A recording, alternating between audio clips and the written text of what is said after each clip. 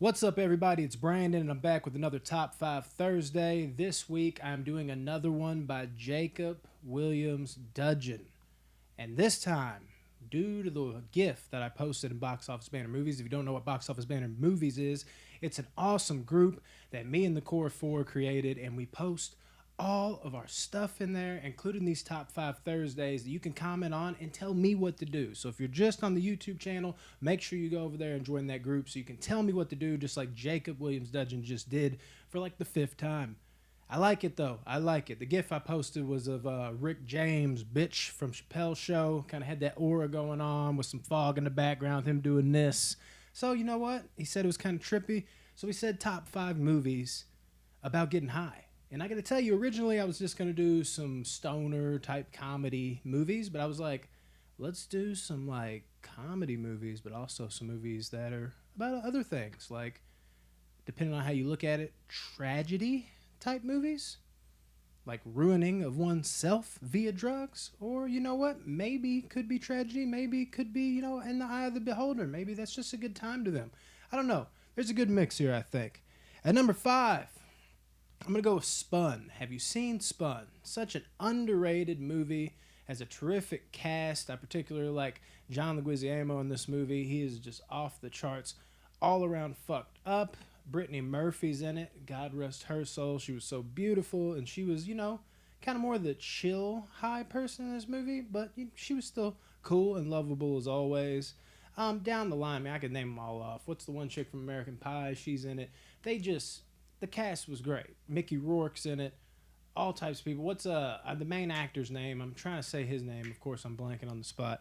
But the movie in general, like, it's like a tour de force and making you feel like you're high. I've never done meth or, did any like uppers to that degree in my life. The most I've ever done is smoke weed. But I feel like I'm on that kind of drug, at least to the best of my mind, not ever doing it, but that's what I'd imagine it's like.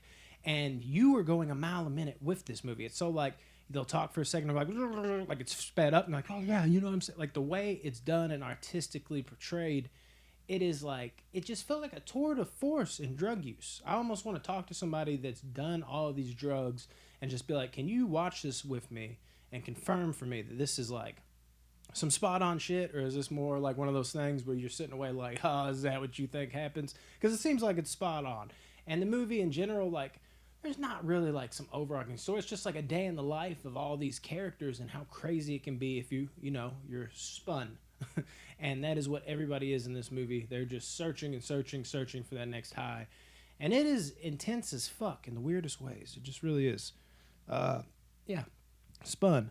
At number 4, let's go Fear and Loathing in Las Vegas. Hunter S. Thompson, man. Genius. This movie, genius. I might as well put this next to Spun because it's very similar in nature in terms of this is like one of those movies you feel like you're going on the trip with the guys. And by the guys, I mean Johnny Depp and, of course, Benicio del Toro, two amazing actors to portray that. And you can't tell if you're watching, much probably like Hunter S. Thompson's real life. Like if you're watching these two weirdos spiral out of control and they're actually having a horrible time deep down, or if they're just like having the time of their lives, because it almost kind of looks like they're having the time of their lives, There isn't like, I'll tell you here in a second, here in a couple movies, there isn't that like huge tragedy scene that I can remember. And now, granted, I've only seen this movie a couple times. I've always really loved it when I've watched it, but I need to watch it more. But the main things I remember, and you know how it is, at the beginning, it's all great. In the end, it goes to shit. Let's see how horrible my memory is, because all I remember was just being on that complete upper the whole way fucking time. And you know what? Hunter S. Thompson's life might have been tragic by the end, but the movie, even though it's tragic, like, because they're like, hey, you know what I mean? Like, it's like, I don't know. It just feels like almost like a fun time while you're watching. Like, there's not as much, like I said, here in a couple movies, I'm talking about, where you're just like, oh my God, this is horrible. You're like laughing at them and laughing with them while they're doing it, even though they're fucking their lives up with this shit. So it's a very weird dynamic in that sense. And like I said, performances, Jesus, they were perfect. And I'll tell you why they're perfect. Because again, it wasn't just the way it was shot. It was the acting. Like, I felt like I was with some guys and we were just tripping balls. That's what it felt like, or at least what I imagined it felt like. Again, I've never been a big druggie, but yeah, what I'd imagine.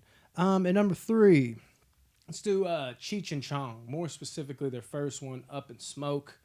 I mean, what else is there to say about Cheech and Chong? They became the poster childs for pot. They really pushed for it back in the day. They put it on fucking Front Street, like, and made it to where you could be happy to be a stoner and not be ridiculed for just 1 second. Because you know, back in the day, I mean, if you go far enough back, you could what is the name of that movie? Whatever that marijuana movie was, where it made you look like if you took marijuana, you were on like the heaviest drugs. They basically, I feel like, were the pioneers of really putting that on the map. Like, dude, we're just out here geeking, laughing, having a good time, and bitch, don't just kill my vibe, don't kill my high. And I mean, that's never better represented than the first Cheech and Chong movie. So you got to start there. And then, of course, like when they first fucking meet, dude, Chong's rolling up this joint that is fatter than a blunt. It's just like, it's literally the definition of a hog leg. It's like that big. He's handing it to Cheech, and Cheech is over there just like, what the hell is that, man? Like, it's fucking huge as shit. And he's over there talking. He's like, what's in this, man? He's over there like, it's Labrador, man. And he's like, what's a Labrador? And he's like, my dog, man. He ate my stash. I had to chase him around the bag for like 3 days. Just fucking class. He's like, Labrador, man. He starts losing his shit. They fucking cut to where he's like, just put your seatbelt on, man. I know that much. And then when they're sitting on like the curb, he's like, I don't think we're driving, man. When he says that, you're just like, holy shit, they really aren't fucking driving. And then, of course, the cop comes up and he's like, where's the license? And he's just like, oh, it's on the back of the car, man. And he's just like, no, license and registration. You're just like, oh, driver's license. Like, yeah. And in the end, you know, Chong's trying to be slick about it, but obvious as fuck, eating the weed. He was like, oh, passes out after he asks him, what's your name? And he's like, Rah. He's like, I think he said his name was Ralph, man. Like, that is one of the most iconic scenes in stoner history, if not just for that scene alone, that really set the blueprint for what was to come. You got to have Cheech and Chong on this list. Amazing scene. And, you know, the rest of the movie, pretty damn solid too. But you got to talk about that scene over all of them. That one just set the fucking tone, didn't it? And then at number two, we're going to go with Requiem for a Dream. And this is the one I was talking about in terms of it's very obvious they're trying to show you how drugs ruin your life. You know, there's no playful moments in this. The entire movie is one big wrecking ball, and you're swinging with it until it finally hits the wall, and it's like, wake up now or die. That's what it feels like. It's fucking insanity. I mean, down to like, you know, the hard drugs to Jared Leto's mom just taking prescription pills. Like, I'm somebody now, Harry. Like, it is bananas. And the way this movie's filmed, and much like the sped upness of the other ones, where you can almost have fun with it, or you're like, wow, can you imagine being on this? It captures another layer of that where you're like, holy shit, I'm freaking out almost like I'm on this shit. I never want to do drugs. And I won't mention names here, but I remember I'd seen this movie, and this was when I was hanging around a few people that still did drugs at the time before I was like, I got to dip because this is getting a little too deep for me. And they'd watch this movie. I remember a couple times I was with them, they had it on. I'm like, how are y'all watching this and still doing this shit? I guess maybe that was like a self-pity type thing, or they were just mesmerized by it. Who knows what goes on in drug addicts' minds? But like, you could definitely see the impact it has. For people like me who have never even done it, and for people that are on drugs, I could see how this could scare them. Maybe they were watching it thinking just like, man, like if I could just get out of this box. Maybe this movie can be another reminder of like, this is how dark it can get. Because I mean, this shit gets dark. I mean, there's a double-headed dildo scene in this. Jesus Christ, if you got the right cut. I don't have it. But yeah, you got the infected arm on one person. I mean, oh my God, I don't want to go too far with it if you haven't seen Requiem for a Dream for some reason. But it is downright disturbing in all the most eerie ways. And it shows you so much in the way of disturbing, but it's also so much of what you don't see that's disturbing. It has such a crazy balance with that, and it is just unnerving. Not a movie you can just pop in anytime. One of those movies you can be like, oh my God, that could be one of my favorite movies ever, but I'm not going to watch it once a year, maybe once every 5, because my brain is fucked. And that is how you feel after that movie. And that's a rarity. And that is one of the best movies about getting high, even if it's so negative, by a long shot. If that ain't in your top five, you're slipping. I'm just going to say it. You're slipping. Then at number one, let's live. Not live. I mean, let's live for sure. Put down the drugs, people. Unless it's weed or crystal meth or meth. Okay, yeah, just don't do any drugs. Just kidding. Again, weed. Oh my god.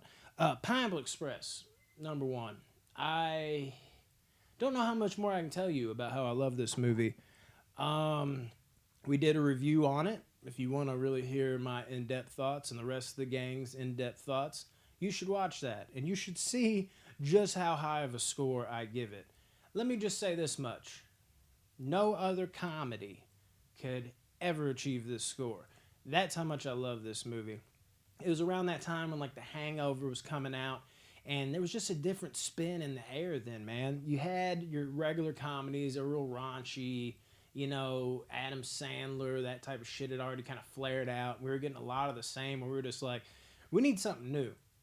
I think The Hangover deserves a lot of credit for that, because it's one of the first that was just like, wow, this is not only a comedy, this is shot so well. The production value, so great. Almost like if you took the comedy out, there might be an interesting movie here as well. Whereas other comedies, they were just comedies. You strip the comedies away, you're like, what is this fucking movie? They amped it up. And of course, that was Todd Phillips, who, what do you know, went on to direct The Joker, because he had more of that in him, and you could see that through watching that movie. But I feel like through him doing that, it made everybody else raise their game. You saw a movie like Pineapple Express, it was like, okay, sure, we're going to be a comedy, but we're also going to have that high production value, and we're also going to be a fucking pretty good action movie at times. But at the center of all that, even with all that greatness that makes it so great, it is the pot, it is the weed, it is the stoners that really elevate that to another level. Saul and Dale, I mean, come on, man. I love me Cheech and Chong. That's why I got him on here. I love me some Cheech and Chong. But Saul and Dale, the best, dude. The best of the best to me. I don't even think it's close. I know that's sacrilege. I wish they had more movies to show it off. And now, due to recent news about James Franco, God, I hope none of that's true. We're looking at Seth Rogen saying he's not even going to work with him anymore. And I don't blame him, in this sensitive climate, and also just on your own morals. If things I've heard, now granted I should look into this more, but I've heard he's basically a piece of shit now, and I hope not, because man, this guy all around is such a good actor, even beyond the comedy. But I get why Seth is branching himself away. But the thought that, at least I had a shot in the dark that we get some type of sequel, and I'm not counting the sequel, and this is the end where I do like a quick little tidbit. I'm glad we got that, it's something as a nod. But man, I mean, this was a movie I was defending at the time, like Superbad came out at the same time. And I remember there was like this post, and there was like, I don't know, like 32 comments. And me and one other guy out of 32 comments were like, Pineapple Express is better.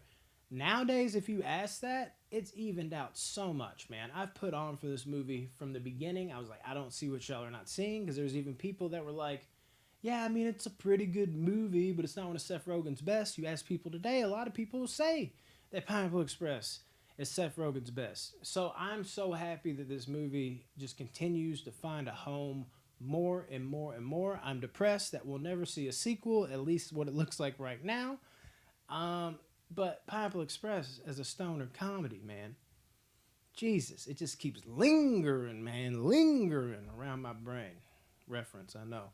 Jesus Christ, Pineapple Express. Yeah, go watch that review if you want my full in-depth details and the rest of the gangs. Like I said, if you've never seen Pineapple Express, you're slipping to no fucking end, dude. Best getting high to movie, period. Sorry, I said it. Anyways, guys, that's been another one. Thank you, Mr. Dudgeon, again for cracking the top 5. You might be on the leaderboard. I guess I could go back and look at everybody and say, like, this was submitted by this person. You might have the most top 5s that I've done so far. I don't know. It's up there. I think you've done like 4 now. But yeah, man, keep the comments coming. Killing it. Thank you to all y'all that are watching it. You're killing it. Thank you to all that are commenting in the top 5 suggestions that I don't get to do. You're killing it too. You don't know how many times I'm like, fuck, I hate that I had to cut that one and I got to do this one, because I only do one. And there's other times where I'm like, Jesus, if y'all just brought that back the following week, I know next week nothing will touch that. There's just two of them that are this good. So keep it rolling, guys. Keep it rolling. Love y'all. Follow us on YouTube, Box Office Banter.